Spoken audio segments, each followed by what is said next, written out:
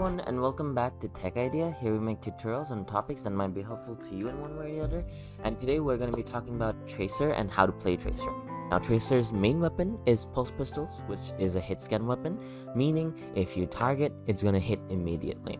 Now, her abilities are Blink and Recall. Blink will let you teleport forwards or any direction that you are moving in, and Recall is basically going to move you back in time to a previous position.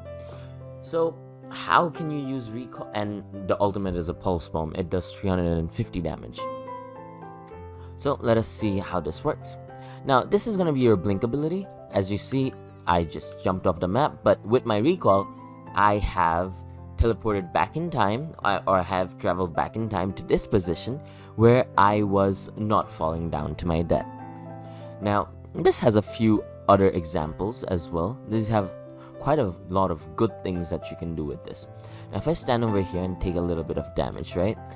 Oh wow, I took damage, but if I press on E, which is my Recall, as you can see, I've gone back in time to a position where I had 150 HP. So that's what you can do with that. And over here, Tracer has very low HP.